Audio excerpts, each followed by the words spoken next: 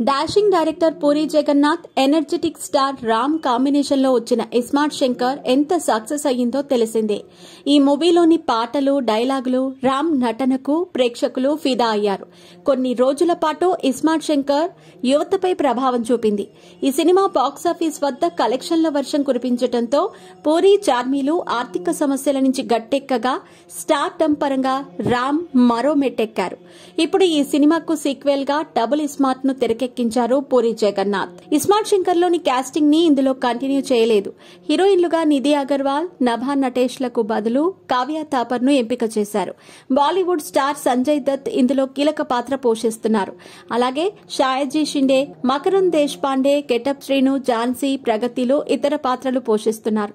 స్వాతంత్ర దినోత్సవం కానుకగా ఈ ఆగస్టు 15న డబుల్ ఇస్మార్ట్ ను ప్రేక్షకుల ముందుకు తీసుకొస్తున్నారు. తాజాగా ఈ సినిమా సెన్సార్ పనులను కూడా పూర్తి చేసుకుంది. డబుల్ ఇస్మార్ట్ కు ఏ సర్టిఫికెట్ ను జారీ చేశారు. రిలీజ్ డేట్ దగ్గర పడటంతో చిత్ర యూనిట్ ప్రమోషన్ కార్యక్రమాలను వేగవంతం చేసింది. ఇప్పటికే వైజాగ్, హైదరాబాద్ లో కొన్ని ఈవెంట్స్ నిర్వహించారు. ఈ క్రమంలో మూవీ యూనిట్ ముంబైలో దిగింది. అక్కడి ఇస్కాన్ టెంపుల్లో ప్రత్యేక పూజలు నిర్వహించిన చిత్ర బృందం అనంతరం సాంగ్ లాంచ్ ఈవెంట్ ను నిర్వహించింది.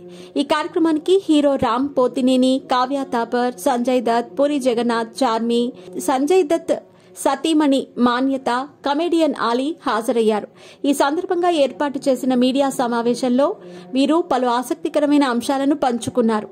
హీరో రామ్ మాట్లాడుతూ డబుల్ ఇస్మార్ట్ లో తనది మెంటల్ మాస్ మ్యాడ్నెస్ పాత్రలా ఉంటుందన్నారు.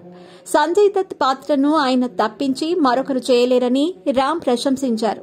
యూట్యూబ్ కారణంగానే సౌత్ మూవీస్ కి నార్త్ లో మంచి ఆదరణ దక్కుతోందని, కొన్నేళ్ల క్రితం ఇక్కడి ప్రేక్షకుల కోరిక మేరకు దక్షిణాదిలో విడుదలైన సినిమాలను కొన్ని నెలల తర్వాత హిందీలోనూ రిలీజ్ చేసేవాళ్లమని రామ్ గుర్తు చేసుకున్నారు. ఇప్పుడు పాన్ ఇండియా ట్రెండ్ కారణంగా తెలుగుతో పాటు ఒకేసారి వివిధ భాషల్లో రిలీజ్ చేస్తున్నామన్నారు.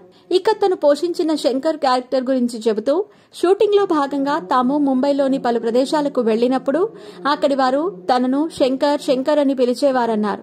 శంకర్ క్యారెక్టర్ ను తానేమీ ప్రమోట్ చేయటం లేదని, మీరు కనుక శంకర్లా ఉండాలని అనుకుంటే మాత్రం అరగంటలో జైల్లో ఉంటారని రామ్ సరదాగా అన్నారు. శంకర్ క్యారెక్టర్ కేవలం స్క్రీన్ పై చూసి ఎంజాయ్ చేయటానికే బాగుంటుందని తెలిపారు.